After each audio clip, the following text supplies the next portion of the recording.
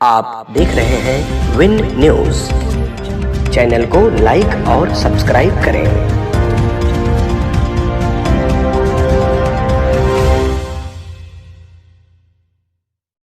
आज पूज्य मान जी महाराज एवं माननीय रक्षा मंत्री के कर कमलों द्वारा संपन्न होने जा रहा है।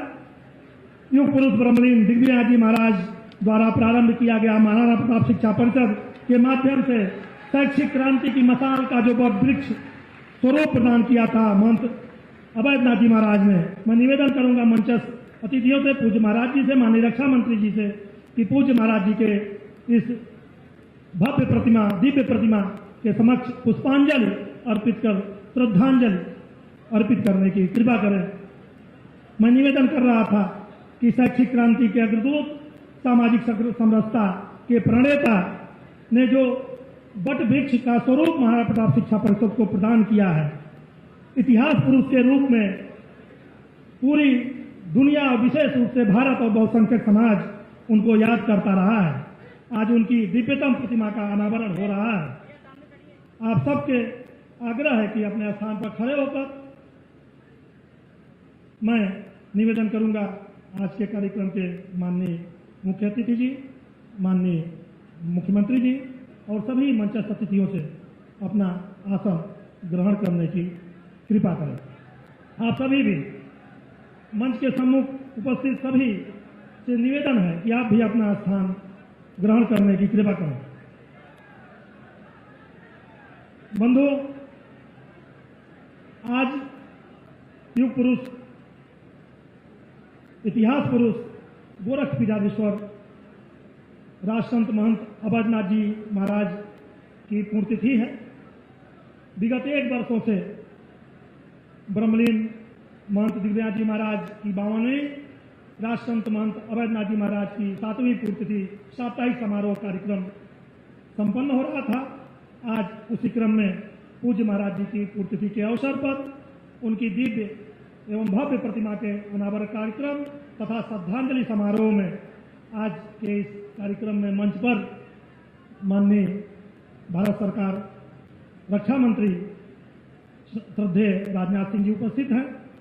मैं चौक की इस नगरी में आपका हार्दिक स्वागत एवं अभिनंदन कर रहा हूं। आज के कार्यक्रम में उत्तर प्रदेश के यशस्वी मुख्यमंत्री और गोरखपीठ के गोरखपीठाधीश्वर पूज्य महंत जी महाराज को केसरी चरणों में चौक नगरी की जनता की ओर से सादर निवेदन और प्रणाम निवेदित कर रहा हूं।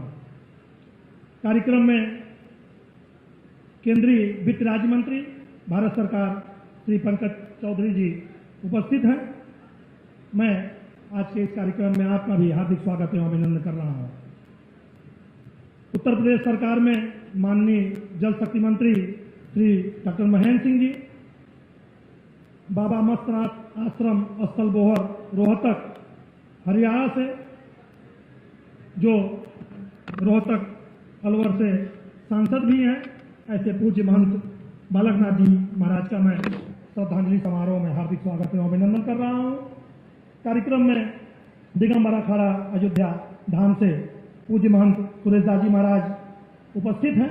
मैं आपका हार्दिक स्वागत एवं अभिनंदन कर रहा हूं। महाराणा प्रताप शिक्षा परिषद के माननीय अध्यक्ष पूर्व कुलपति प्रोफेसर उदय प्रताप सिंह जी का भी मैं हार्दिक स्वागत एवं अभिनंदन कर रहा हूं। आज के इस कार्यक्रम में यह महाविद्यालय जिस विश्वविद्यालय से संबद्ध है, उसके माननीय कुलपति प्रोफेसर हरि बहादुर श्रीवास्तव जी, सिद्धार्थ विश्वविद्यालय कपिलवस्तु से चौक की जनता की ओर से हार्दिक स्वागत एवं अभिनंदन। साथ में मंच के बगल में माननीय विधायकगण, जिला पंचायतगण, मीडिया के लोग और कोटि कोटि जनता का भी हार्दिक स्वागत एवं अभिनंदन। हम सब जानते हैं कि पुण्यतिथि पुण्यात्माओं की मनाई जाती है।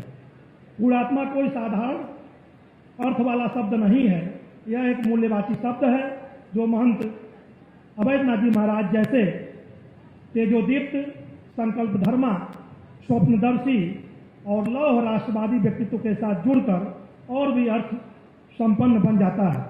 सचमुच महंत जी महाराज का जीवन उस ऊर्जा के अक्षय स्रोत की भांति मूल्यवान है, जो हम सब के मन प्राणों को, आत्माओं को, चेतना और विचार को आलोक तो देता ही है, वह नाभिकीय शक्ति भी प्रदान करता है, जिसके बिना राष्ट्र और समाज का इतिहास चक्र गतिमान नहीं हो सकता। महंत अभयनाथ जी महाराज का व्यक्तित्व किसी समाज निरपेक्ष एकांतिक साधना करने वाले योगी का व्यक्तित्व न होकर प्रखर सामाजिक राजनीतिक विचारों वाले एक सक्रिय प्रयोगकर्ता का क्रांतिकारी व्यक्तित्व था। एक विराट सामाजिक परियोजना के इतने सारे मोर्चे पर एक साथ उनकी जीवंत क्रियाशीलता विस्मय पैदा करती है। हिंदू धर्म संस्कृति की रक्षा से लेकर मनुष्यता के एक बड़े भाग के प्रति अपमानजनक अस्पृश्यता के प्रश्न तक फैला हुआ इनका जीवन संग्राम आध्यात्म साधना कर्मयोग का विलक्षण उदाहरण है। सामाजिक समरसता के माध्यम से, राष्ट्रीय एकता और शैक्षिक संस्थाओं के माध्यम से श्रेष्ठ संस्कार नागरिक निर्मित करने की परिकल्पना इसी कर्मयोग का एक गौरवशाली अध्याय है। ऐसे इतिहास पुरुष, दिव्य पुरुष का के श्रद्धांजलि के कार्यक्रम में मैं आप सबका हार्दिक स्वागत, वंदन एवं अभिनंदन कर रहा हूं। स्वागत के क्रम में मैं सरस्वती वंदना की हेतु महाविद्यालय के विद्यार्थियों को आमंत्रित कर रहा हूं इस कार्यक्रम के विधिवत शुभारंभ हेतु।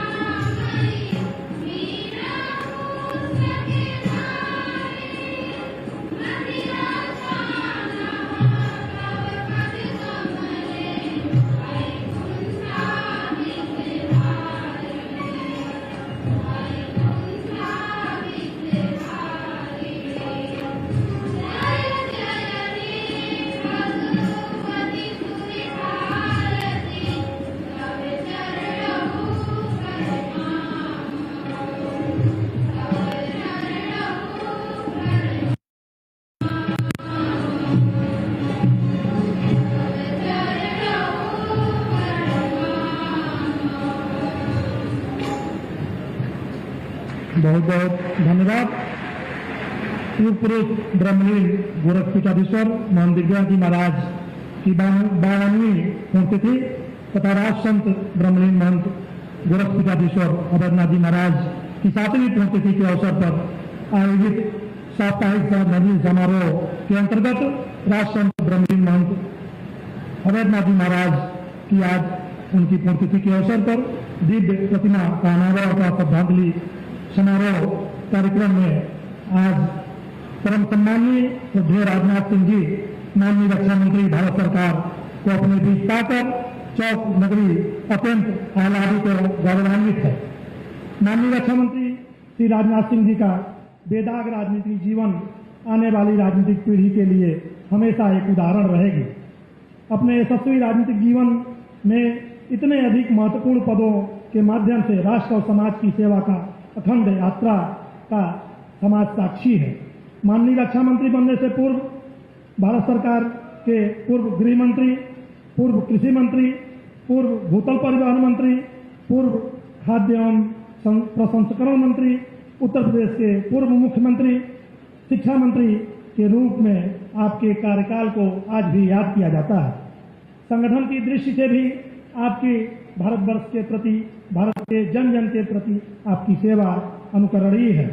भारतीय जनता पार्टी जैसे बृहत्तर परिवार में 2 बार अध्यक्ष के रूप में उसका नेतृत्व और उसका संगठन बनाने में जो योगदान आपका रहा है वह हम सब के बीच, भारत की जनता के बीच आज भी उदाहरण रूप में उपलब्ध है।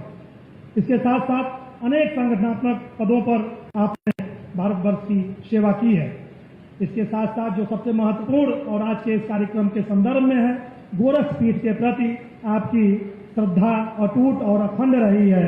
ऐसे मुख्य अतिथि महानुभाव को पाकर आज पूरा यह पूर्वांचल विशेष रूप से चौक नगरी आह्लादित है, गौरवान्वित है, प्रसन्नचित्त है। इसलिए मैं पुनः एक बार आपका वंदन अभिनंदन करता हूं। और आज के कार्यक्रम में उपस्थित महाराणा प्रताप शिक्षा परिषद के माननीय अध्यक्ष प्रोफेसर उदय प्रताप सिंह जी से निवेदन करूंगा कि आज के इस अवसर पर हम सबके बीच उपस्थित माननीय मुख्य अतिथि जी को उत्तरीय एवं स्मृति चिन्ह के माध्यम से स्वागत करने का कृपा करें।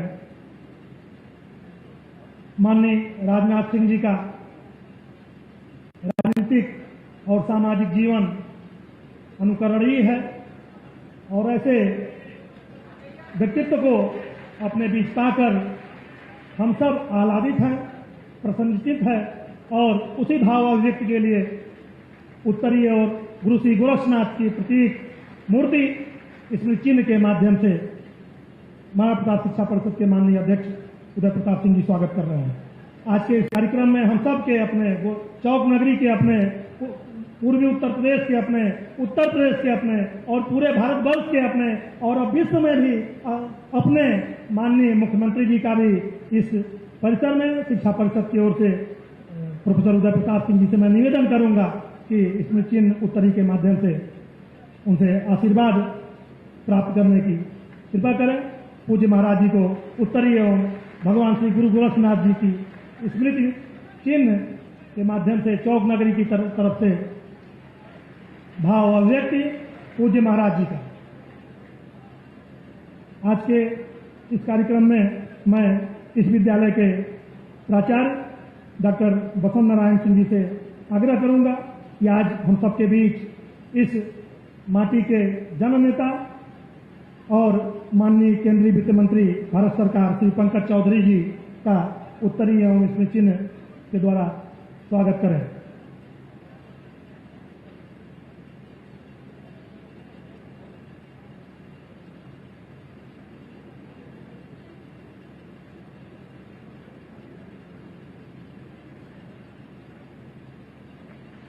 माननीय पंकज चौधरी जी, वित्त राज्य मंत्री भारत सरकार का महाविद्यालय के प्राचार्य द्वारा इसमें चिन्ह और उत्तरी द्वारा स्वागत। इसके उपरांत मैं निवेदन करूंगा प्राचार्य महोदय से कि आज हम सबके बीच उत्तर प्रदेश शासन में माननीय जल शक्ति मंत्री डॉक्टर महेंद्र सिंह जी उपस्थित हैं।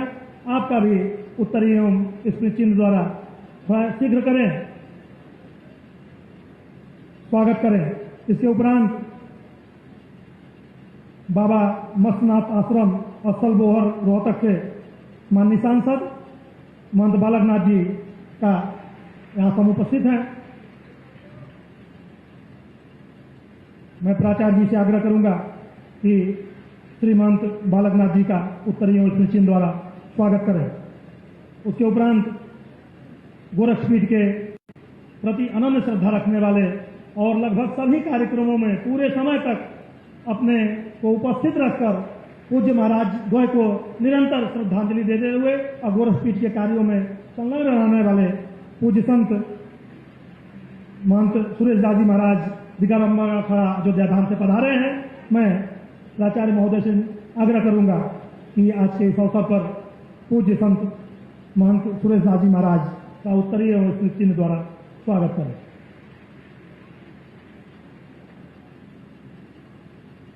इस कार्यक्रम में सिद्धार्थ विश्वविद्यालय के माननीय कुलपति उपस्थित हैं। मैं प्राचार्य जी से अनुरोध करूंगा कि प्रोफेसर हरि बहादुर श्रीवास्तव जी माननीय कुलपति जी को स्मृति चिन्ह और उत्तरी के द्वारा स्वागत करें।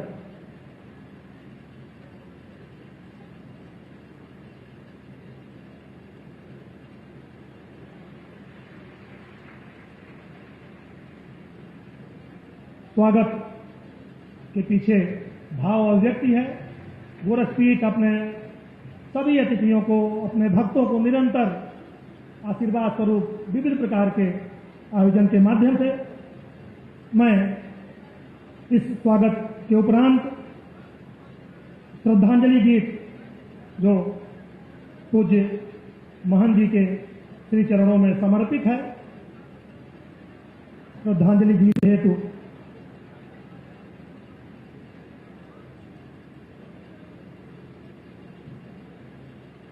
पूज्य महाराज जी का आज श्रद्धांजलि कार्यक्रम है। आज उनकी पुण्यतिथि है। ऐसे दिव्य महापुरुष, इतिहास पुरुष के प्रति श्रद्धांजलि अर्पित करने के लिए माननीय रक्षा मंत्री जी, पूज्य महाराज जी सहित हजारों हजार लोग उपस्थित हैं। आज उसी भाव अभिव्यक्ति के लिए श्रद्धांजलि गीत के माध्यम से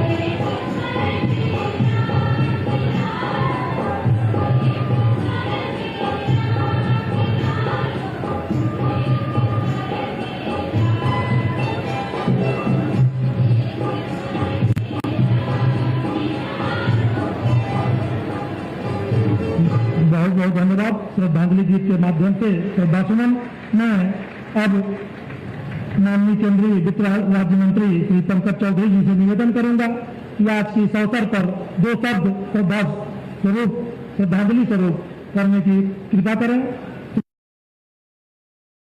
पंकज चौधरी जी।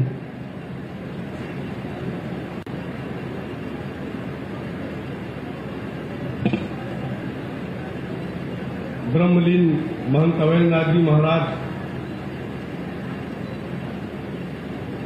की मूर्ति अनावरण के अध्यक्षता कर रहे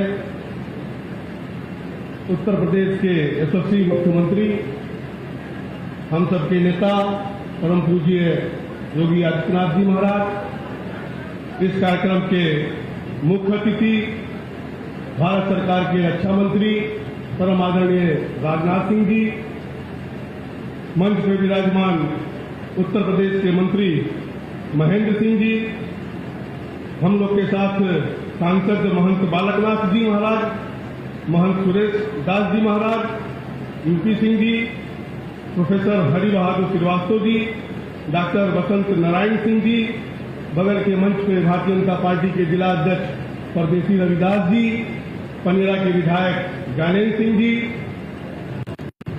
फरेंदा के विधायक बजरंग बहादुर सिंह जी, सदर के विधायक जयमंगल कनौजिया जी, सिसवा के विधायक प्रेम सागर पटेल जी, जिला परिषद अध्यक्ष महोदय। आज हम जिसके मूर्ति के अनावरण में उपस्थित हुए, हम लोगों के मार्गदर्शक परम पूज्य अवैधनाथ जी महाराज, अजन्म विवादों से दूर रहने वाले विरक्त सन्यासी बहुमुखी व्यक्ति के धनी व्यक्ति और सामाजिक समरसता को बढ़ावा देने वाले, जो सदैव समाज में क्रूरता था, कुरीतियां थी, उसको दूर करने के लिए हमारे भी क्षेत्र में कम से कम सैकड़ों गांवों में मैं तो खुद स्वयं उपस्थित रहा और कहीं न कहीं सबको एक साथ जोड़ने के लिए सदैव वो काम करते थे। यहां तक कि समाज को एकजुट बनाने के लिए काशी के डोम राजा को वहां भी संतों के साथ जाकर के भोजन करने का काम महाराज जी ने किया था। वहीं दक्षिण भारत में मीनाक्षी मंदिर रामेश्वरम में जब दलितों को तिरस्कृत किया गया तो महाराज जी वहां पर भी जाकर के उनकी लड़ाई लड़ने का काम किया और सदैव हिंदू राम जन्मभूमि के अध्यक्ष के रूप में हिंदुओं की रक्षा करने के लिए सदैव तत्पर रहते थे। जब तक महाराज जी थे तब तक राम जन्मभूमि के लिए हमेशा वो लड़ाई लड़ते रहते थे और कहीं ना कहीं हिंदू समाज की लड़ाई लड़ने के लिए बीच में उनको राजनीतिक क्षेत्र में भी आना था और 34 साल तक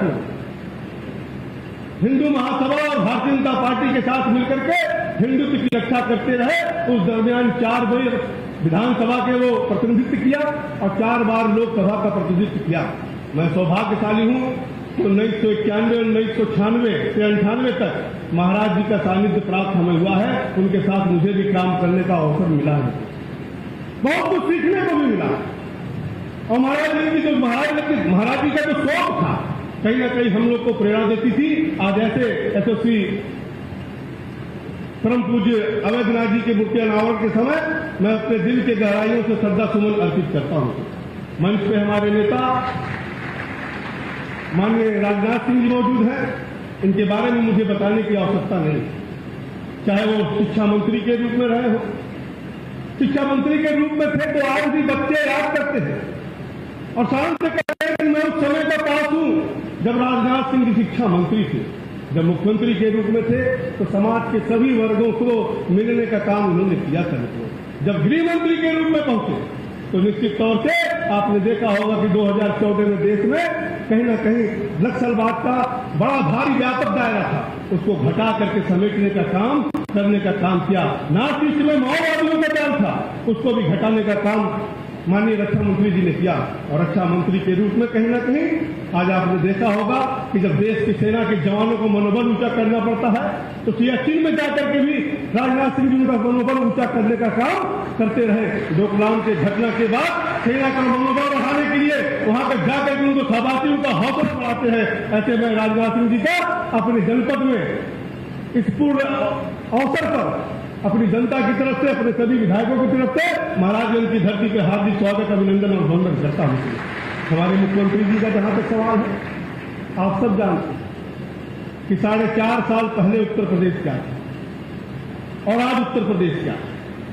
जहां हम बिजली के लिए तरसते थे, जहां हम सड़क के लिए तरसते थे, जहां हम पानी के लिए तरसते थे, हम दवाई के लिए तरसते थे, और उत्तर प्रदेश में कोई भी पूंजी निवेश करने को तैयार नहीं था। लेकिन योगी जी ने 4.5 साल के भीतर जो उत्तर प्रदेश में माहौल बनाया, जो आतंकवाद गुंडा राज समाप्त किया, आज उसकी देन है कि भारत में दूसरे स्थान पर ईज ऑफ डूइंग में उत्तर प्रदेश पहुंचाने का काम योगी जी ने किया है, मुख्यमंत्री जी ने किया है। क्या वो कोरोना का काम है? अब कोरोना के काम में महाराज जी ने जो उत्तर प्रदेश में काम किया है, अब देश में रोल मॉडल के रूप में पेश किया जाता है। उत्तर प्रदेश में जितना भी समावेशी विकास के लिए मोदी जी ने जो योजना चलाया, जो सबका साथ सबका विकास कराना था, उसको अंतिम व्यक्ति तक पहुंचा करके आज उत्तर प्रदेश हिंदुस्तान में नंबर 1 स्थान रखता है। ऐसे मुख्यमंत्री जी का भी मैं यहाँ पर स्वागत करता हूँ।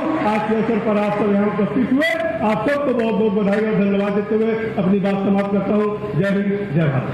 बहुत बहुत धन्यवाद। अपने अत्यंत संक्षिप्त उद्बोधन के माध्यम से भावभीन श्रद्धांजलि। आज के इस कार्यक्रम के माननीय अध्यक्ष गोरखपीठाधीश्वर महंत योगी आदित्यनाथ जी महाराज से मैं सादर निवेदन करूंगा कि आज के इस अवसर पर इस सभा को अनुप्रमाणित करने और अपना आशीर्वाद प्रदान करने की जिम्मेदारी है।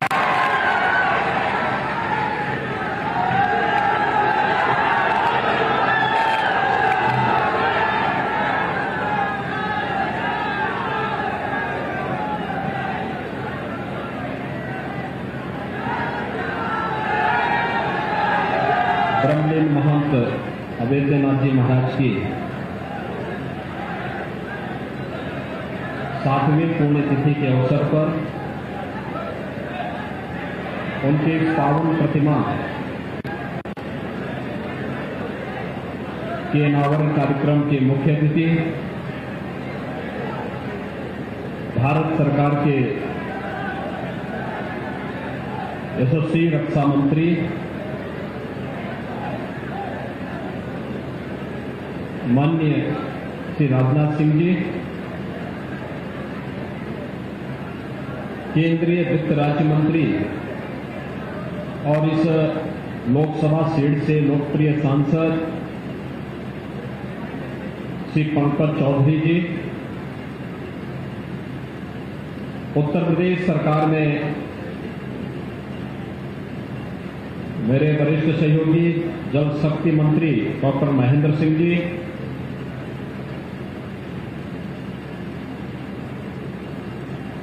बाबा मस्तनाथ मठ स्थल गोहर रोहतक के श्री महंत और अलवर राजस्थान से लोकप्रिय सांसद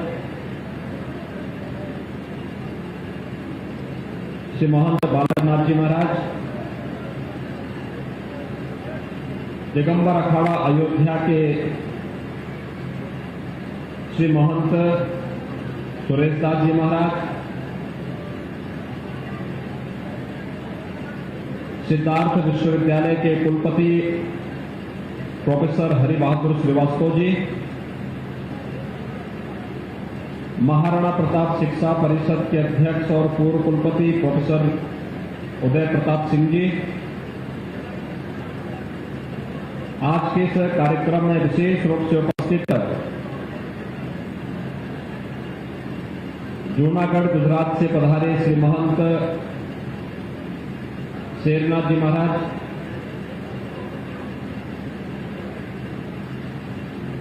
देवीपाटन मंदिर बलरामपुर के श्री महंत मिथिलेश नाथ जी,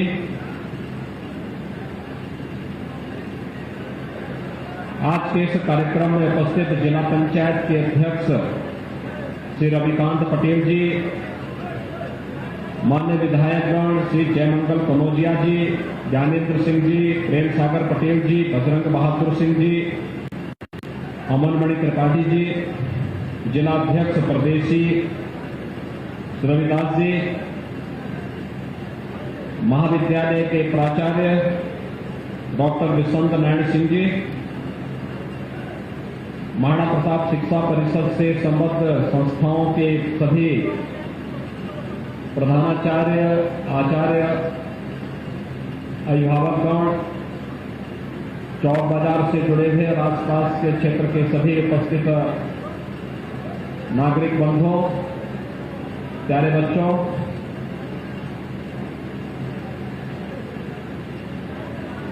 आज चौक बाजार के लिए एक बहुत महत्वपूर्ण दिन है।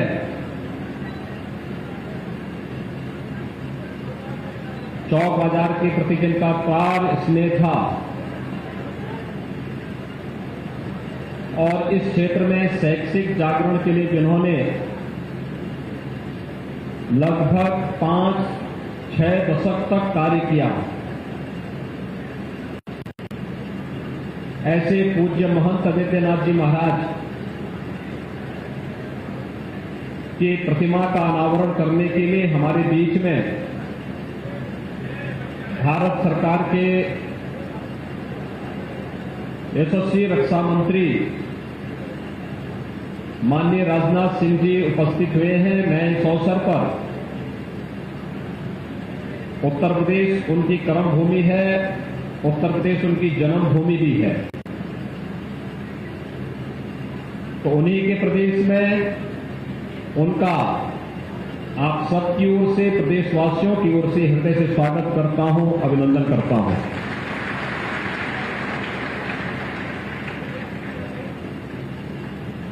हम सब जानते हैं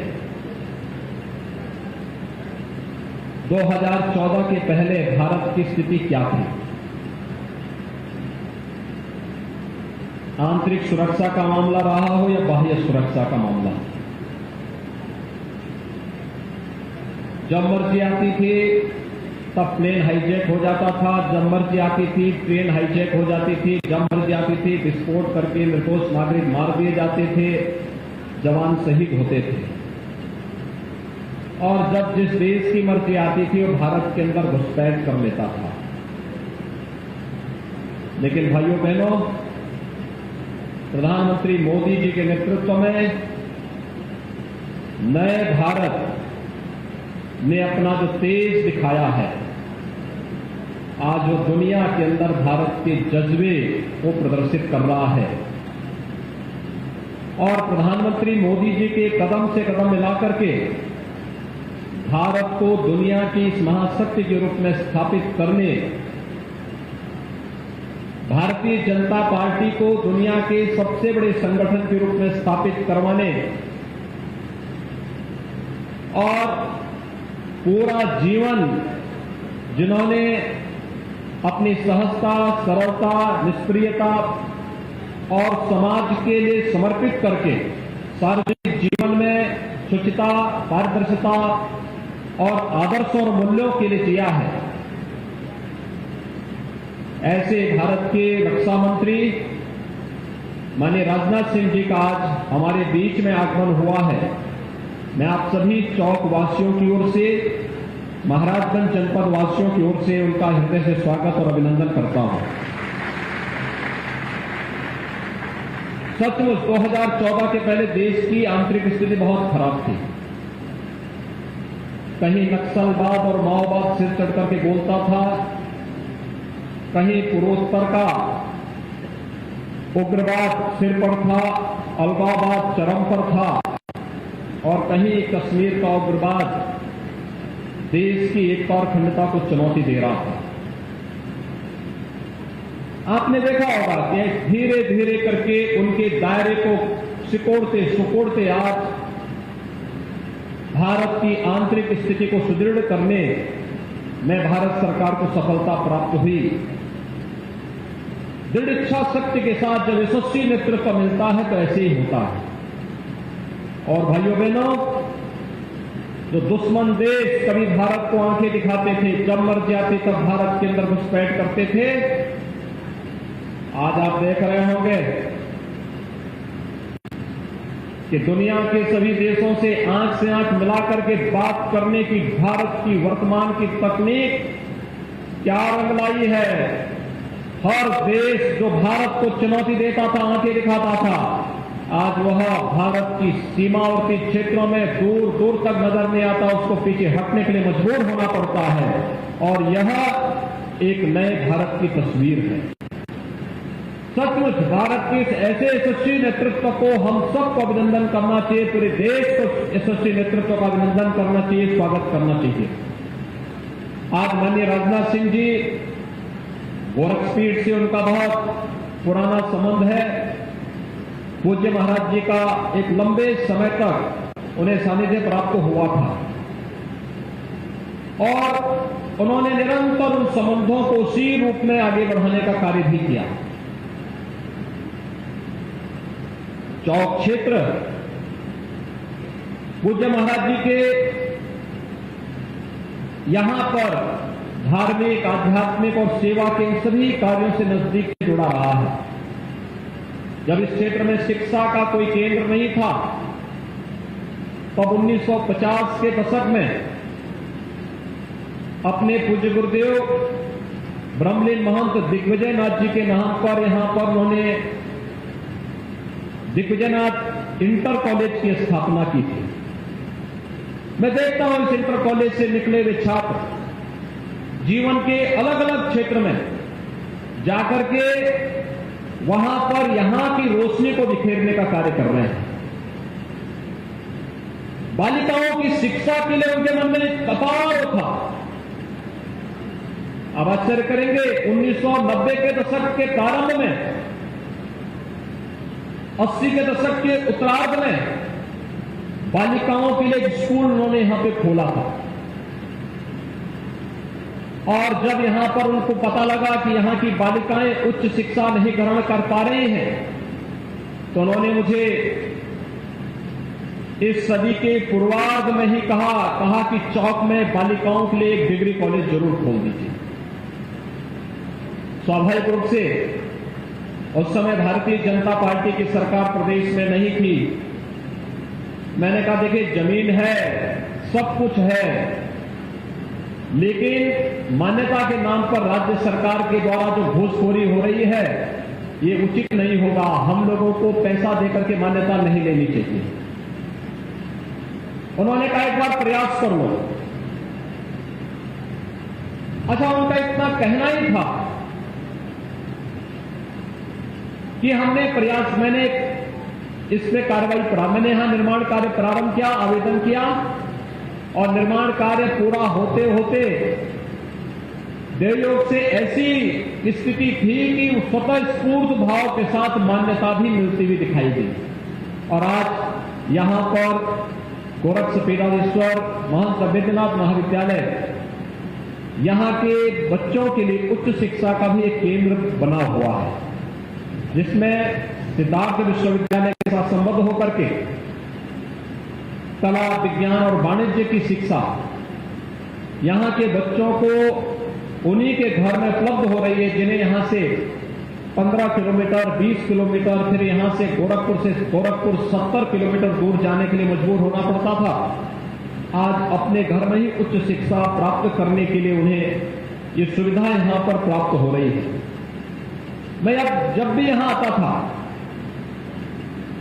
मैं अक्सर इस बात को देखता था कि यहां पर कहीं उन्होंने मंदिर के किसी भवन में पशु चिकित्सालय खुलवाया हुआ है, कहीं पर उन्होंने कोई प्राथमिक स्वास्थ्य केंद्र खुलवाया हुआ है। तो मैं पूछता था कि आखिर मंदिर के भवन ये सब देने की आवश्यकता क्या थी। उन्होंने कहा देखिए, भवन तो बनते रहेंगे, लेकिन ये मालूम करो कि देखो उससे कितने लोगों की जान बच जाती है। एक भवन पैसा बहुल्य नहीं, महत्वपूर्ण ये है कि लोगों के कल्याण का कैसे माध्यम बन रहा है।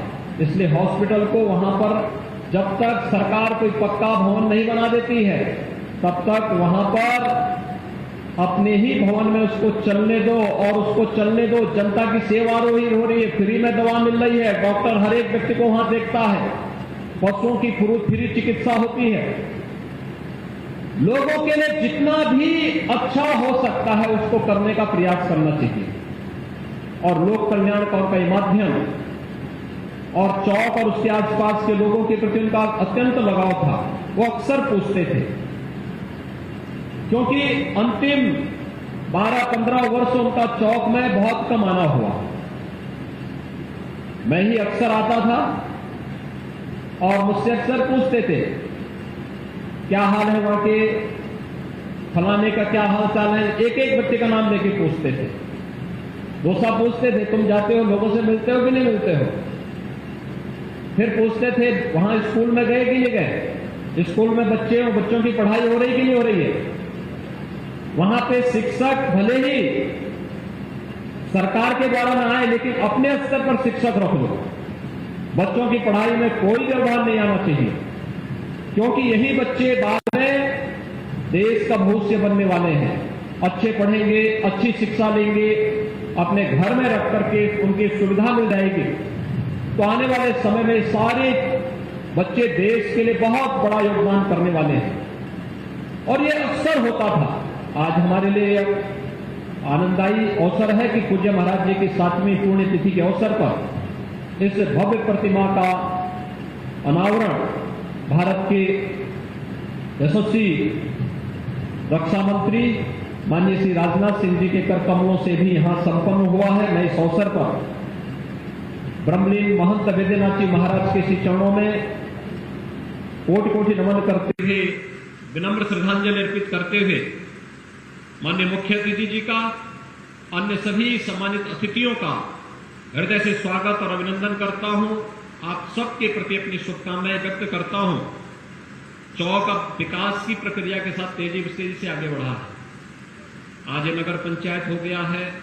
आज यहां पर और भी तमाम प्रकार की अन्य सुविधाएं बढ़ चुकी हैं। आने वाले समय में उस नगरीय जीवन के साथ जुड़ करके रोजगार की संभावना को तेजी से आगे बढ़ाते हुए हम सभी विकास की प्रक्रिया को और द्रुत गति से आगे बढ़ाने का कार्य करेंगे। इस विश्वास के साथ आप सबके प्रति मेरी मंगलमय शुभकामनाएं। धन्यवाद। जय हिंद। पूज्य महाराज जी के इस आशीर्वचन के उपरांत आज के कार्यक्रम के माननीय मुख्य अतिथि भारत सरकार के यशस्वी रक्षा मंत्री श्रद्धेय राजनाथ सिंह जी से सादर निवेदन करूंगा कि आज के इस अवसर पर चौक नगरी की जनता को का मार्गदर्शन करने की कृपा करें। श्रद्धेय राजनाथ सिंह जी।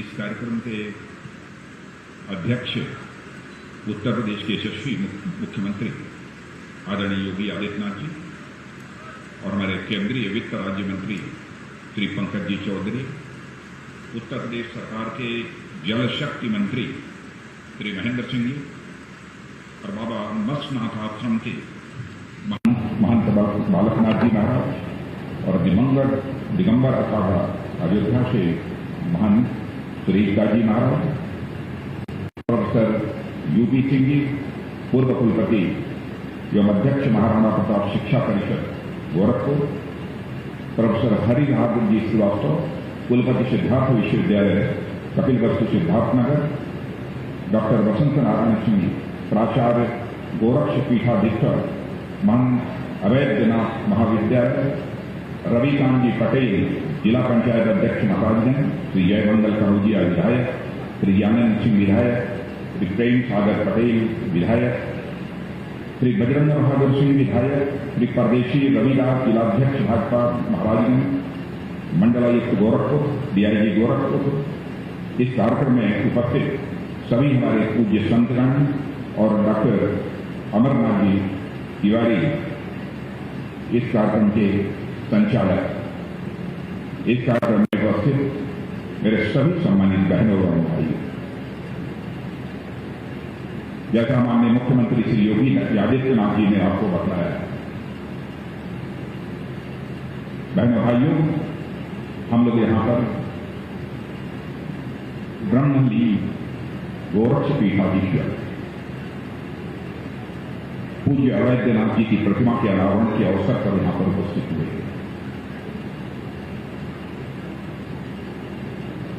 मैं मानता हूं कि सारे देश भर में पूज्य महंत अवैधनाथ जी परिचय के मोहताज नहीं है। सभी लोग उनसे अच्छी तरह से परिचित हैं।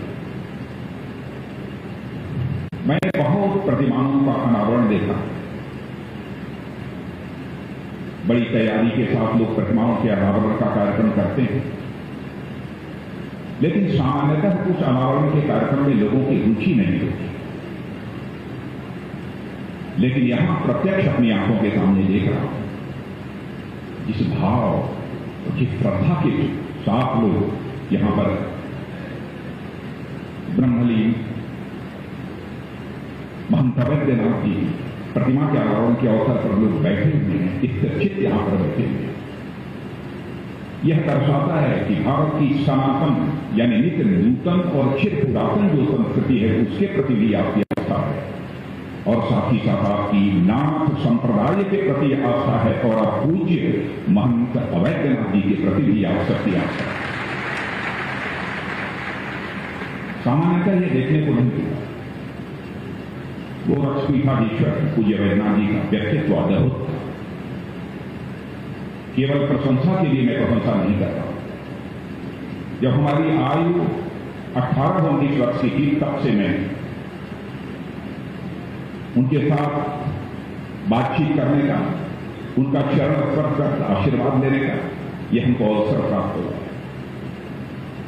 बहन भाइयों, जब मैं एमएससी प्रथम वर्ष का गोरखपुर विश्वविद्यालय का छात्र विश्वविद्यालय में प्रवेश लेने के बाद सबसे पहले आशीर्वाद लेने के लिए भी मैं गया था, तो परम पूज्य गोरक्षपीठाधीश्वर महंत अवैधनाथ जी का ही आशीर्वाद लेने के लिए 5 मिनट उनके साथ मेरा बैठना हुआ था।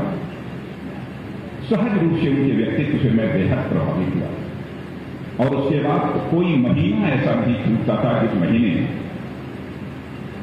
परम पूज्य अवैधनाथ जी का आशीर्वाद लेने के लिए मैं गोरक्षपीठ न जाता। जाने का सिलसिला लगातार यह चल रहा। यहां पर जब मैं शोध कार्य कर रहा था, रिसर्च का काम कर रहा था, तब भी बराबर उनके पास जाना होता था, उनसे मैं आशीर्वाद प्राप्त करता था, मार्गदर्शन प्राप्त करता था। और आज मैं यहां पर उपस्थित हूं, एक घटना मुझे याद आती। 1971 में मैं एमएससी फाइनल का यहां पर छात्र था। कश्मीर के कुछ अलगाववादी ताकतों ने भारत के एक हवाई जहाज इंडियन एरोप्लेन को हाईजैक कर लिया था, उसका अपहरण कर लिया था, और उस हवाई जहाज को हाईजैक करने के बाद वह पाकिस्तान के लाहौर ले गए थे, और लाहौर में ले जाकर सारे यात्रियों को उतारकर उन्होंने हवाई जहाज को चला दिया। सारे भारत के अंदर एक गुस्सा था। हम सभी छात्रों के अंदर भी उस घटना को लेकर एक बेहद गुस्सा था। मैंने उस समय छात्रों का एक संगठन खड़ा किया था, छात्र राजनीति से भी उस समय हमारा बहुत ही गहरा रिश्ता था। मैं तुरंत पूज्य अवैधनाथ जी के पास गया। मैंने कहा कि आपका आशीर्वाद चाहिए। कल विरोध स्वरूप जो हाईजैकिंग हुई है ट्रेन की, उसके विरोध स्वरूप हम लोग गोरखपुर बंद कराना चाहते हैं। तो उन्होंने कहा कि लोगों के अंदर बेहद आक्रोश है, और यदि बेटा तुम लोगों ने निर्णय कर ही लिया है कि हमको बंद कराना है, या सावधानी बरतना, किसी के साथ अशिष्टता नहीं होनी चाहिए, किसी के साथ अभद्रता नहीं होनी चाहिए, केवल आप सब जनता से अपील करो। मुझे पूरा विश्वास है कि यह पूरा का पूरा गोरखपुर इस विरोध में बंद हो जाएगा, और यही हम लोगों ने किया, और गोरखपुर पूरी तरह से बंद हो गया। सामान्यतः जब कभी कोई बंदी यदि करानी होती है, जिस प्रकार की उद्दंडता, जिस प्रकार की उच्छृंखलता नौजवानों के द्वारा कभी कभी की जाती है, उससे आप सब अच्छी तरह परिचित हैं। लेकिन उनका ऐसा व्यक्तित्व था। आज मैं उनका चित्र देख रहा, क्या पहचान है। सफेद दाढ़ी, लंबी दाढ़ी, आंखों पर चश्मा, सुगठित शरीर, वाणी मधुर, लेकिन वाणी में ओज। सहज रूप से इनका यह व्यक्तित्व सबको आकर्षित करता है। आज वो हमारे बीच नहीं है बहनों भाइयों, लेकिन 7 वर्ष गुजर गए हैं, आज उनकी 7वीं पुण्यतिथि है। फिर भी उनकी स्मृतियां हम लोगों के प्रति पटल को पूरी तरह से अंकित हैं। और जिस गोरखपीठ के वो महंत थे, गोरखपीठ के इतिहास को मैं अच्छी तरह मैं जानता हूं, नाथ संप्रदाय के इतिहास को भी हमने पढ़ा है और उसे अच्छी तरह जानता हूं।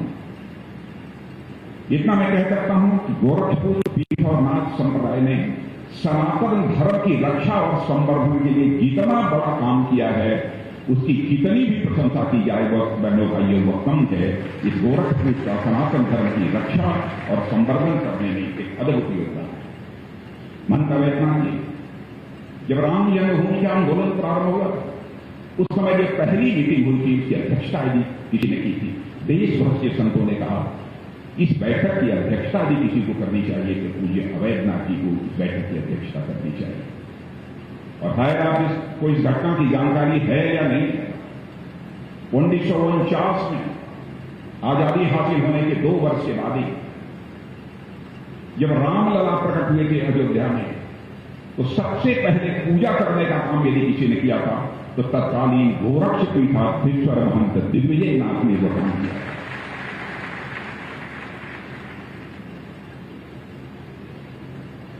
अब मैं नाथ संप्रदाय की बात मैं कर रहा हूं, नाथ संप्रदाय के योगदान की बात कर रहा हूं। मुझे याद आता है कि मैं भी नाथ हूं, एक राजनाथ हमारे में मिला है। हमें निश्चित रूप से गोरखपीठ का हमको आशीर्वाद प्राप्त होगा, चाहे वो दिग्विजयनाथ जी हों अथवा महंत अवैधनाथ जी हों, निश्चित रूप से उनका भी हमको आशीर्वाद प्राप्त होगा। बहनों भाइयों, राम जन्मभूमि का इतिहास यदि लिखा जाएगा तो पूज्य महंत दिग्विजयनाथ जी और पूज्य महंत अवैधनाथ जी का नाम स्वर्णाक्षरों में लिखा जाएगा। और राम जन्मभूमि आंदोलन में उन्होंने केवल भाग नहीं लिया था, बल्कि राम जन्मभूमि के आंदोलन की धार को तेज करने में महत्वपूर्ण भूमिका भी किसी ने निभाई थी। हमारे पूज्य महंत अवैधनाथ जी ने बहुत ही महत्वपूर्ण भूमिका निभाई थी। और नाथ परंपरा वो जहां तक मैं जानता हूं, यह नाथ परंपरा समाज को तोड़ने वाली कभी नहीं रही। जाति, पंथ और मजहब के आधार पर भी नाथ संप्रदाय ने कभी विचार नहीं किया। नाथ संप्रदाय ने बराबर समाज को जोड़ने की कोशिश की। कौन इस सच्चाई को भूल सकता है?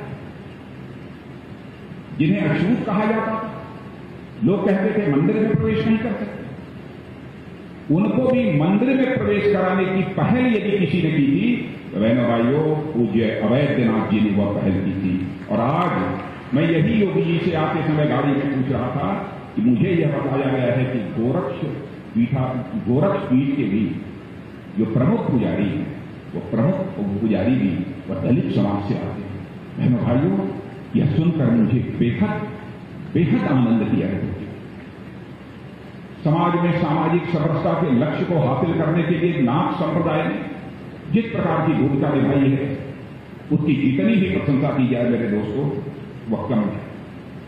इतना ही नहीं, मुझे याद है कि भगवान महावीर मंदिर पटना में 1993 में भी वहां पर जाकर महावीर मंदिर में भी दलित पुजारी की नियुक्ति यदि कराने का काम यदि किसी ने किया था तो पूज्य महंत अवैधनाथ जी ने ही किया।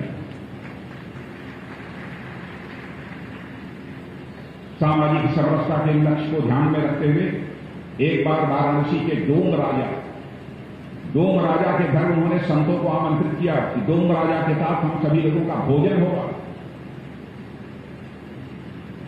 बहुत सारे संत हिचकने लगे, क्या डोम राजा के साथ बैठकर हम लोग भोजन करेंगे?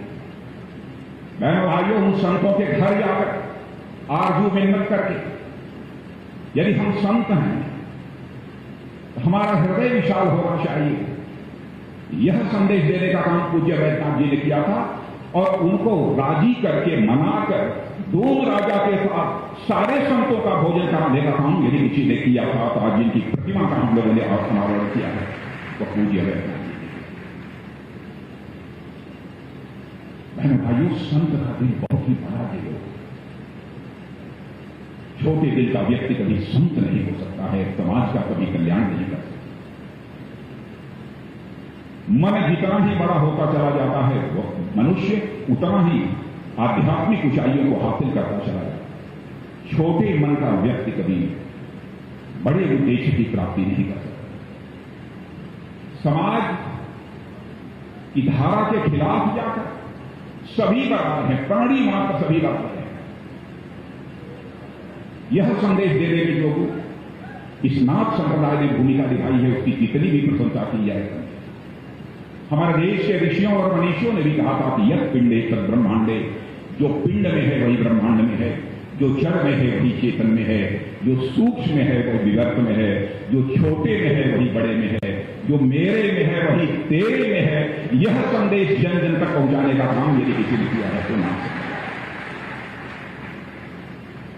बहनों भाइयों, मैं जानता हूं कि बहुत सारे ऐसे लोग हैं जो आज भी छुआछूत में विश्वास करते हैं और वे निश्चित यह काम लेता है भारत की सनातन संस्कृति को वह नहीं करेगा। भारत की सनातन संस्कृति कभी छुआछूत की इजाजत नहीं देती। अरे इसी सनातन संस्कृति के मानने वाले हमारे ऋषियों और मनीषियों ने दुनिया के अकेले देश भारत की धरती से ही भारत की धरा पर रहने वाले लोगों को ही अपने परिवार का सदस्य नहीं मानना है, बल्कि पूरे विश्व की धरा पर रहने वाले लोगों को अपने परिवार का सदस्य मानते हुए वसुधैव कुटुंबकम का संदेश सारे विश्व को दुनिया के किसी देश की धरती से गया है तो केवल और केवल भारत देश की धरती से गया है। बहनों भाइयों, ऐसे ही महात्माओं के कारण है। कुछ दिनों पहले समाचार पत्र में आप पढ़ा होगा, डॉक्टर विजय जौली नाम का एक हमारा पूर्व विधायक दिल्ली, हाईली एजुकेटेड, बहुत पढ़ा लिखा, धनाढ्य परिवार का, उसने संकल्प लिया कि यदि राम मंदिर का निर्माण यदि वहां पर हो रहा है उसके लिए हम सारे विश्व के जितने भी 192 जो कंट्रीज हैं, 192 देशों का मैं जल लाऊंगा और वहां पर जिनके द्वारा यह मंदिर निर्माण हो रहा है वहां पर जल मैं उनको समर्पित करूंगा ताकि उससे रामलला का अभिषेक किया जाए अथवा जिस मंदिर का निर्माण हो रहा है उसकी नींव में दुनिया के 192 देशों का जल डाल दिया जाए। यह काम करने का काम उसने किया और 115 देशों का जल लाकर उन्होंने मुझे समर्पित किया। राम जन्मभूमि न्यास के जो सचिव हैं चंपत राम, वह भी वहां मौजूद थे, उनको मैंने सारा जल उसमें समर्पित किया और उन्होंने कहा कि 1 साल के अंदर शेष जो बचे हुए देश हैं उन देशों से भी जल लाकर हम उसकी नींव में डालने का काम करें। बहनों भाइयों, राम जन्मभूमि के बारे में क्या क्या लोग नहीं कहते थे कि दंगे हो जाएंगे, यह हो, खून खराबा हो जाएगा, यह होगा, वो होगा। भारत एक ऐसा देश है, सुप्रीम कोर्ट का फैसला आया, सभी ने सहज रूप से स्वीकार कर लिया, सभी ने सहज रूप से स्वीकार कर लिया। और मैं तो कहना चाहता हूं, जो मार्ग पूज्य वैद्यनाथ जी, जो मार्ग पूज्य महंत वैद्यनाथ जी समाज को दिखाया, उसी मार्ग पर आगे बढ़ने का काम आज के गोरक्ष पीठाधीश्वर और हमारे उत्तर प्रदेश के यशस्वी मुख्यमंत्री माननीय योगी आदित्यनाथ जी का।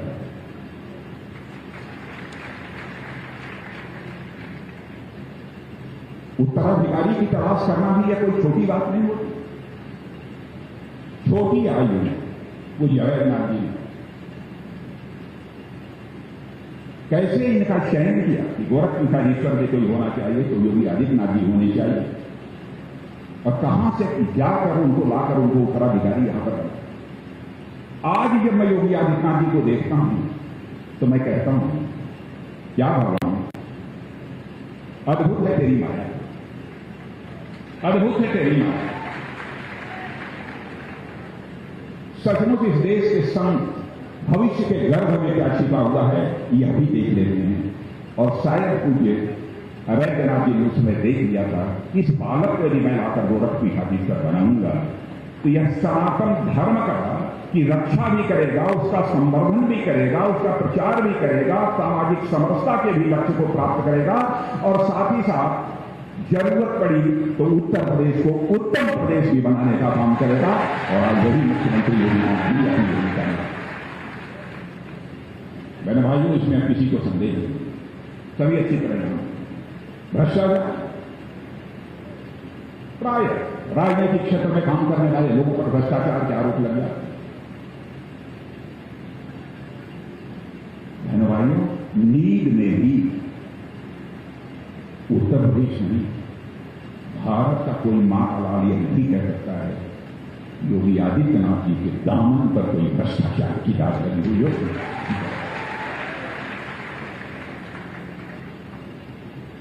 हम यदि प्रदेश का विकास करना चाहते हैं, सामाजिक समरसता के लक्ष्य को प्राप्त करना चाहते हैं, भेदभाव को समाप्त करना चाहते हैं, उत्तर प्रदेश को हम उत्तम प्रदेश बनाना चाहते हैं, तो बहन भाइयों इसकी पहली शर्त है कानून और व्यवस्था को कायम रखना। इस सच्चाई को कोई नकार नहीं सकता, भले ही वो हमारा विरोधी क्यों हो, इस सच्चाई को नकार नहीं सकता। एक शख्सियत इस समय उत्तर प्रदेश में ऐसी है जिसका नाम है योगी आदित्यनाथ, जिसका नाम लेते ही अपराधियों का दिल धड़कने लगता है। ऐसे हालात तो उत्तर प्रदेश में पैदा कर ही दिए। तरह तरह की लोग बातें करते हैं, तरह तरह के तर्क देने वाले लोग तर्क देते हैं, भाई यह क्या तरीका है। लेकिन बहनों भाइयों, यदि हम उत्तर प्रदेश का विकास करना चाहते हैं तो जब तक अमन अमान के हालात नहीं होंगे, जब तक कानून और व्यवस्था की स्थिति बेहतर नहीं होगी, तब तक उत्तर प्रदेश का विकास किसी भी सूरत में नहीं हो सकता। और मैं देख रहा हूं योगी धार्मिक अनुष्ठान भी कर रहे हैं, प्रतिदिन धार्मिक अनुष्ठान भी करते हैं, और साथ ही साथ उत्तर प्रदेश में विकास के नए नए मानदंड भी स्थापित करने का काम करते हैं। हमारे पंकज चौधरी, सचमुच में मोदी जी के प्रति आभार व्यक्त करना चाहता हूं कि पंकज जी का उन्होंने चयन कर और अपनी सरकार में उन्होंने कोई छोटा मोटा मंत्री नहीं बनाया है, बल्कि पंकज जी चौधरी को वित्त राज्य मंत्री उन्होंने बनाया।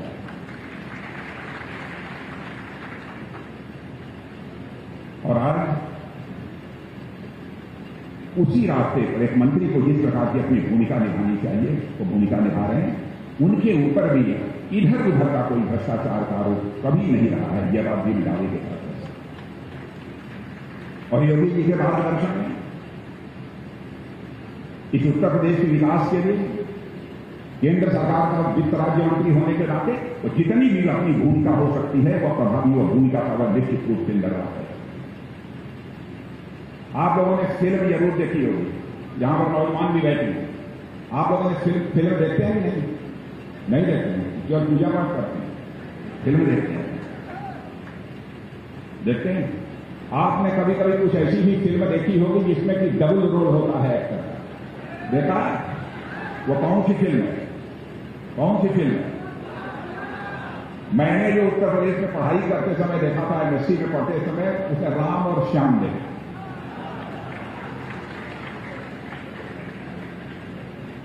किसी एक्टर का डबल रोल तो हमने देखा था, किसी व्यक्ति का हमने डबल रोल देखा था, लेकिन योगी जी को मैं देखता हूं इनका डबल रोल नहीं रहता है, बल्कि इनका मल्टीपल रोल है। कई प्रकार की भूमिका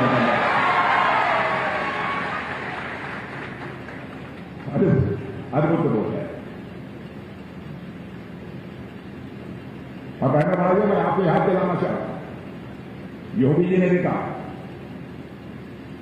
2014, उस समय मैं भी पार्टी का राष्ट्रीय अध्यक्ष हूं। मैं मानता हूं कि बहुत बड़ा परिवर्तन इस देश में हुआ है, एक ऐतिहासिक परिवर्तन इस देश में हुआ है। इस देश की जनता ने बहुमत के साथ श्री नरेंद्र भाई मोदी को भारत के प्रधानमंत्री के रूप में दिल्ली में लाकर स्थापित किया। वह एक ऐतिहासिक था। और मोदी जी की भी सूझबूझ देखिए, 14 के बाद जब उत्तर प्रदेश का मुख्यमंत्री बनाना हुआ तो उनकी भी नजर यदि किसी पर जा करती थी तो गोरक्षपीठाधीश्वर योगी आदित्यनाथ जी का यह संयोग नहीं है तो क्या है? और बहनों भाइयों, आज हमारे प्रधानमंत्री नरेंद्र भाई मोदी जी के नेतृत्व में भारत तेजी के साथ आगे बढ़ रहा है।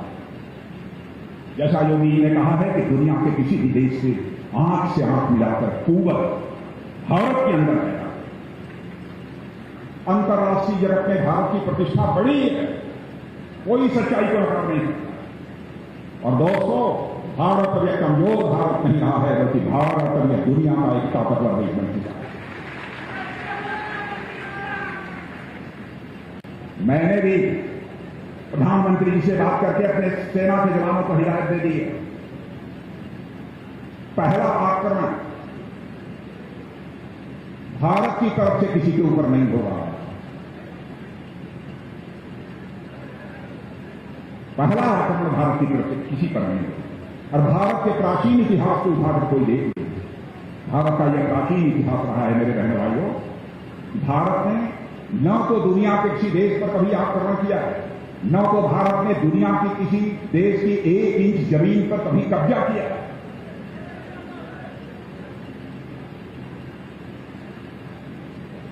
लेकिन मैंने भी अपने सेना के जवानों को कह दिया, पहल अपनी तरफ से नहीं होनी चाहिए, लेकिन यदि पहल किसी के द्वारा होती है तो फिर किसी की इजाजत लेने की जरूरत नहीं है, उसका मुंहतोड़ जवाब दिया जाना चाहिए। और हमारे प्रधानमंत्री ने सचमुच जो करिश्माई काम किए, कितने कामों की मैं चर्चा कर रहा हूं। हर घर में गैस का चूल्हा पहुंचवा देना, हर किसानों को 6,000 रुपया हर साल दे देना। यदि कोविड महामारी आने के 80 करोड़ लोगों के घरों में यदि 5 सदस्य हैं तो 5 सदस्यों के नाम से मुफ्त में अनाज देना, कोई कल्पना नहीं कर सकता था बहनों भाइयों। और मैं योगी जी आपको बधाई देना चाहता हूं। योगी, आपने मोदी जी की सारी योजनाओं को अक्षरशः पालन किया है और उसका पूरा लाभ अपने उत्तर प्रदेश की जनता को आपने मुहैया किया। और योगी जी ने कोविड के संकट के दौरान बहनों भाइयों जिस तरीके से भूमिका निभाई है, यह बैठे हैं यहां पर इसलिए मैं नहीं कर रहा। आपको अंदाज नहीं होगा, भारत का रक्षा मंत्री होने के नाते रक्षा की भी डिप्लोमेसी होती है, दुनिया के दूसरे देशों में भी हमको जाना पड़ता है। जो मोदी जी की प्रशंसा तो पूरी करते ही, लेकिन उत्तर प्रदेश कहते हैं उत्तर प्रदेश में एक ऐसा राज्य है, देश में एक ऐसा राज्य है भारत में, जिसमें कि मोदी जी के मार्गदर्शन में वहां के मुख्यमंत्री योगी जी ने कोरोना जैसी महामारी को चुनौती के रूप में स्वीकार कर जिस तरीके से प्रभावी भूमिका निभाई है, उसकी जितनी भी प्रशंसा की जाएगा। वैक्सीनेशन के मामले में भी जो कुछ भी किया है वो कम नहीं किया है। ऐसे कई उल्लेखनीय कार्य, शिक्षा के क्षेत्र में तो गोरक्ष भी इतनी प्रभावी भूमिका निभा रहा है। मैं तो समझता था कि 1-2 स्कूल विद्यालय कहीं पर होंगे, क्योंकि एक बार पूज्य महंत वैद्यनाथ जी ने जो गोरखपुर का जो महाविद्यालय है उसमें कार्यक्रम के लिए आमंत्रित किया था, लेकिन मुझे जाना नहीं था कि महाराजगंज में और कई जिलों में, दूसरे भी प्रदेश के जिलों में, दूसरे राज्यों में भी इतनी शिक्षा संस्थाएं चल रही हैं गोरखपीठ के द्वारा। इसकी जानकारी मुझे नहीं, पहली बार यहां आने के बाद मुझे जानकारी मिली। और बहनों भाइयों, बस यही कहूंगा, योगी जी के नेतृत्व में यह उत्तर प्रदेश तेजी के साथ बदल रहा है। अब उत्तर प्रदेश को उत्तर प्रदेश बनने से दुनिया की हमको कोई ताकत रोक नहीं सकती। एक से हर जनपद में मेडिकल कॉलेज होना चाहिए। पढ़ने लिखने वाले छात्र मेडिकल में प्रवेश लेने के लिए कितनी मुसीबतें उनको झेलनी पड़ती थी। हर जिले में अब मेडिकल कॉलेज होगा, 7 नए विश्वविद्यालय बन गए। इसकी कोई कल्पना कर सकता है? इसलिए बहनों भाइयों, मैं कहना चाहता हूं, यह शक्ति जो योगी जी को प्राप्त हुई है वो महान संतों के द्वारा यह शक्ति प्राप्त हुई है। यह नाथ संप्रदाय के जो भी उपदेश हैं उस रास्तों पर चलकर उन्होंने जो कुछ भी जिंदगी में सीखा है उसी के अनुसार वो अपनी भूमिका का मुख्यमंत्री के रूप में भी निर्वाह कर रहे हैं। और मैं कहना चाहता हूं, सत्ता की शक्ति तो बहुत लोगों के पास होती है, लेकिन सत्ता की शक्ति रहने से ही कोई लक्ष्य को प्राप्त नहीं कर सकता। योगी जी के अंदर देखा है, मुख्यमंत्री होने के नाते सत्ता की शक्ति तो है, लेकिन उससे बढ़कर योगी आदित्यनाथ जी के अंदर इच्छा शक्ति हमको देखने को मिली है। इसीलिए उत्तर प्रदेश में इतनी तेजी के साथ परिवर्तन होगा। हर वर्ग के विकास के लिए पूरी निष्ठा के साथ काम करना। महिलाओं की चिंता, महिला है प्रदेश बन गए शरीर, कल्याण के लिए भी बहुत सारी योजनाएं उन्होंने चला रखी और मुझे तो बताया गया कि एक तो प्रधानमंत्री मोदी जी ने आयुष्मान भारत की योजना चलाई है, 5 लाख रुपए तक का एक वर्ष के लिए आपका मुफ्त इलाज। योगी जी ने उत्तर प्रदेश में भी एक योजना प्रारंभ की, स्वास्थ्य सुरक्षा योजना, और 42 लाख लोगों को उसका लाभ मिल रहा है, यह मुझे बताया गया। सबके लिए आवाज, बहुत सारी चीजें। इसलिए बहनों भाइयों, यह मैं मानता हूं कि यह आशीर्वाद यदि प्राप्त है तो पूज्य महंत दिग्विजयनाथ जी के संतों का, पूज्य महंत अवैधनाथ जी के संतों का आशीर्वाद और मार्गदर्शन यह जो प्राप्त हुआ है योगी जी के अंदर, उसी कारण यह इच्छा शक्ति उनके अंदर है। एक समय था कि वर्दी पर गुंडे भारी पड़ते थे, वर्दी पर गुंडागर्दी भारी पड़ती थी। अब गुंडों पर वर्दी भारी पड़ने लगे हैं उत्तर प्रदेश में, पास करने ऐसे हालात। हम तो कल मैं देख रहा था, मैंने लोगों को कहा भाई योगी जी ने अपराधियों के खिलाफ बहुत कार्रवाई की है, देखो मैं जब देखता हूं तो उसकी संपत्ति जब्त कर ली गई, उसकी संपत्ति जब्त कर ली गई। क्या इसमें सच्चाई है कि क्या है? तो एक ने कहा सब निकाल उतार के, अरे साहब योगी जी ने कमाल का काम किया, उन्होंने अपराधियों को जो संपत्ति जब्त की है वो 18,600 करोड़ रुपए से ज्यादा की संपत्ति उन्होंने जब्त कर ली है। अपराधियों का मनोबल टूटना चाहिए, सज्जन पुरुषों का मनोबल बढ़ना चाहिए। यही किसी शासक की जिम्मेदारी होती है। उसका प्रथम दायित्व होता है उसका धर्म, और उस धर्म का बन जाता है योगी। बहनों भाइयों, आज के अवसर पर इससे ज्यादा कुछ न कहते हैं। वर्षों पहले में महाराज जन आए और मुझे याद है कि हम और योगी जी का दोनों, हाँ, हमारे श्रद्धेय अटल बिहारी वाजपेयी जी की सभा थी, विलक्षण नेता थे, और उसमें मैं भी था और योगी जी। अटल जी हमारे बीच तो नहीं, लंबे समय के बाद मैं मेरा महाराज जन रहा हूं। और बहनों भाइयों, सनातन धर्म के प्रति जो आपकी आस्था है, जो आपकी निष्ठा है, और नाथ संप्रदाय की जो लोकप्रियता भी है यहां पर देखने को मिली, इसके लिए मैं एक बार शीश झुकाकर आप सभी का अपनी तरफ से हार्दिक अभिनंदन करता हूं, आप सभी का मैं वंदन करता हूं। और पूज्य महंत अवैधनाथ जी की स्मृति को नमन करते हुए, हृदय की गहराइयों से अपनी श्रद्धांजलि अर्पित करते हुए अपना निवेदन समाप्त करते हैं। बहुत बहुत धन्यवाद माननीय रक्षा मंत्री